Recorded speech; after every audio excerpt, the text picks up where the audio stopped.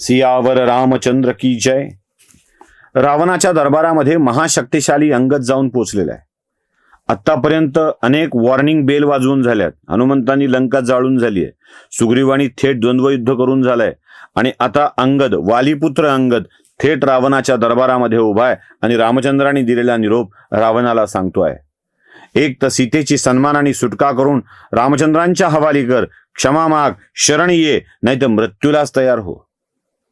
रावणाचा अहंकारही वाढलेला आहे आणि याच अहंकारात रावण आपल्या मृत्यूच्या जवळ जाऊ लागलाय. रावणाला कुठलं पटतंय हे सगळं? कुठला विचार रावणाच्या मनामध्ये चांगुलपणाचा येणार आहे? तो येतच नाही. तो अंगदालाच म्हणतोय, जा रे हे माकडा, तुला असं वाटतंय मी घाबरेन? दशानन रावण घाबरेल? अरे पृथ्वीवर विजय मिळवलाय, पाताळ लोकावर विजय मिळवलाय, स्वर्गलोकावर विजय मिळवलाय, देवराज इंद्राला पराभूत केलाय, सगळ्या ग्रहांना पराभूत केलाय, सगळे देव दानव यक्ष किन्नर मानव माझ्या अंकित आहेत आणि तू मला सांगतोस एका यक्किश्चित मानवाला शरण जायला? मी जाणार नाही. पण रावणाच्या मनामध्ये तिथे आपलं मोठेपण सांगण्याची इच्छा होते. तो म्हणतोय मी रावण आहे, रावण. आपल्याकडे असताना असं बघा, होतं बघ गंमत, कोण आहे मी माहित आहे का असं लोक म्हणतात. म्हणजे साधं ट्रॅफिक कॉन्स्टेबलनी दुचाकीवर ट्रिपल सीट पकडलं तर आपण दुचाकीचे हप्ते भरू न शकणारे ट्रॅफिक कॉन्स्टेबलला म्हणतो मी कोण आहे माहित आहे का. आपल्याला चारचाकीत रॉंग साईडनी येताना पकडलं, सीट बेल्ट न लावताना पकडलं, लावलेलं नसताना पकडलं, किंवा अजून कुठल्या छोट्याशा कारणामुळं पकडलं ज्याचा दंड 1500च्या वर होत नाही, तिथं आपण प्रश्न विचारतो मी कोण आहे माहित आहे का. देवाच्या दरबारात रांगेमध्ये घुसखोरी करायचा प्रयत्न करत असतो, तिथे आपल्याला त्या रांगेतला व्यवस्था लावणारा माणूस अडवतो ना, आपण त्याला विचारतो मी कोण आहे माहित आहे का. हा नवीन रोग लागलाय बरं का आपल्याला, मी कोण आहे माहित आहे का. हा मी कोण आहे माहित आहे का रोग आहे ना. मला प्रश्न पडतो कधी कधी की आपलीच ओळख आपल्याला झालेली नसते का? म्हणजे माहित नसतं का आपण कोण आहेत ते? लोकाला विचारत फिरतो मी कोण आहे माहित आहे का, मी कोण आहे माहित आहे का. अशा लोकांना ना यांच्या घरच्या लोकांनी एक आयडेंटिटी कार्ड खिशात देऊन ठेवावं. मी कोण आहे माहित आहे का असा प्रश्न पडला की आयडेंटिटी कार्ड बघायचं आणि वाचायचं. आपलं नाव, वडिलाचं नाव, आजोबाचं नाव, कुळाचं नाव, गोत्र बित्र सगळं लिहून ठेवायचं त्याच्यावर, सांगायचं की मी हाय, आठवण करून घ्यायची. ही जगाला विचारत फिरणारी माणसं स्वकर्तृत्वानी शून्य असतात आणि आपण न केलेल्या कर्तृत्वाचा किंवा आपल्या वाईट गोष्टीचा एवढा अहंकार मनामध्ये भरलेला असतो की जगाला विचारत फिरतो मी कोण आहे माहित आहे का. रावणाचंही असंच झालंय. तो अंगदाला विचारतोय तुला मी कोण आहे माहित आहे का. रावण म्हणतात मला, रावण. रावण आहे मी, त्रैलोक्याचा विजेता रावण आहे. देवालाही जिंकू शकता येणार नाही असा रावण आहे. राक्षस माझ्या अंकित आहेत. विचार जाऊन कुबेराला रावण कोण आहे ते.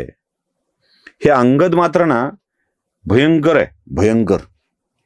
त्याला अशी खाजवायची सवय आहे. ते काही गप बसणाऱ्यापैकी नाहीये.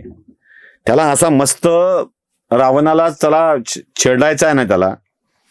तो म्हणतो रावण रावण रावण हा शब्द मी ऐकलाय बुवा कुठेतरी. रावणाला जरा बरं वाटतं की ऐकलंय ना कुठेतरी.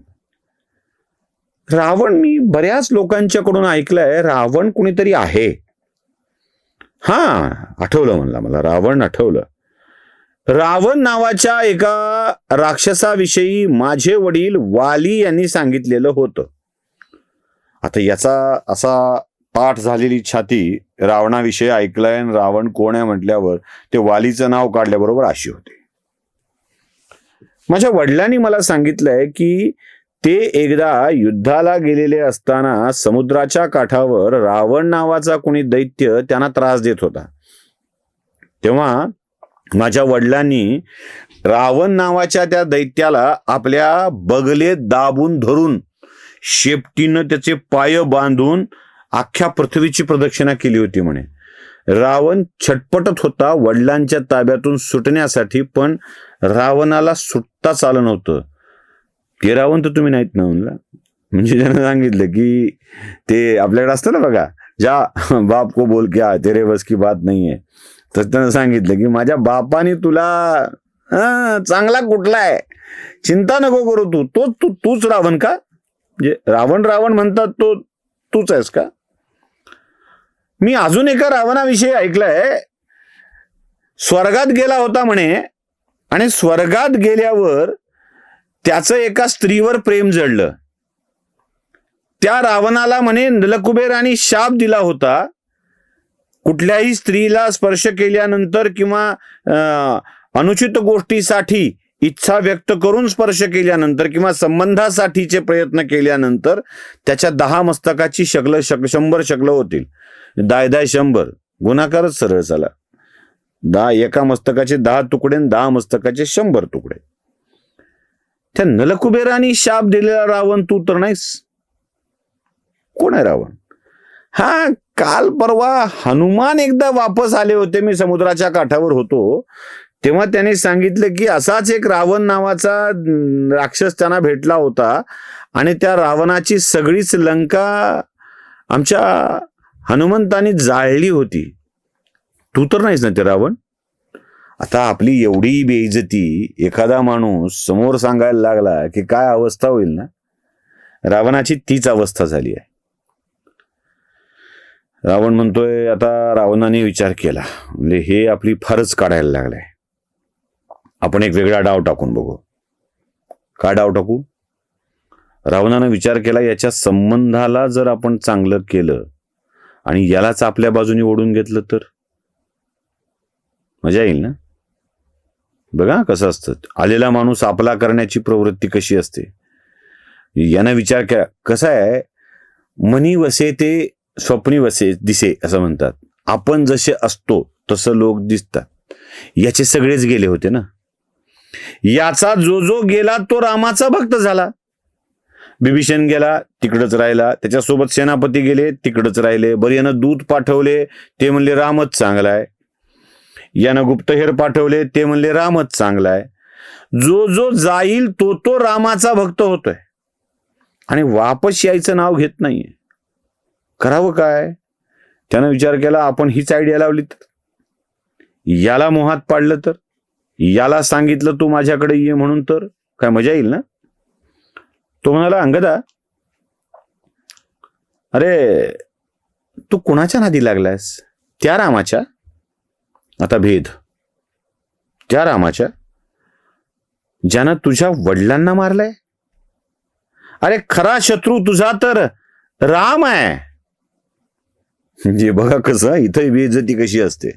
म्हणजे आपल्याच हाताने आपलीच बेइज्जती करून घेणं कशाला म्हणतात ते रावणाकडून शिकावं. हा, तसे रावणासारखे विचार असलेले आजही आपल्याच हाताने आपलीच बेइज्जती करून घेतात. काही जणाला खोलीतून बाहेर काढलं तर तुम्ही तिकडं बसा, मी इथं बसतो गप्पा मारत, जरा काही लोकांशी बोलायचंय म्हटलं जातं. काही लोकांना पैसे वाटप केल्याचं म्हटलं जातं. काही लोकांना राज्याचा राजा तर झाला पण राजमहालातच आला नाही, राज दरबारातच आला नाही, दोनदाच आला असं म्हणून उपेक्षिलं जातं. म्हणजे मी जी कथा सांगतोय ती अहंकारानं मत्त झालेल्या रावणाची सांगतोय. तुम्ही इथे कुठल्या रावणाकडे जोडू नका. म्हणजे उगाच ते आपलं बरं नसतं. याच्या मनात भेद आहे, ते आपले बेइज्जती कशी करतो बघा. ते म्हणलं, अरे तुझ्या वडिलांनी मला मारलाय, रामानं तर तुझ्या वडिलाला मारलाय, शत्रू मोठा कोण? कसं सांगतोय बघा. याला म्हणायचं आपली बेइज्जती करून घ्या. तुझ्या वडिलांनी मला मारलं होतं हे खरं आहे, पण रामाने तुझ्या वडिलाला मारलाय हेही खरं आहे. तुझा मोठा शत्रू कोणता असायला हवा, मी की राम? तुझा शत्रू राम असायला हवा. म्हणून मला जरा शांतपणे तुझ्याशी बोलायचं आहे. बोलशील माझ्याशी? जरा बोल, आपण बोलूया. रावणानं अंगदाला बोलण्याचं निमंत्रण दिलंय खरं, पण पुढे काय होत आहे ते बघूया पुढच्या भागामध्ये. सियावर रामचंद्र की जय.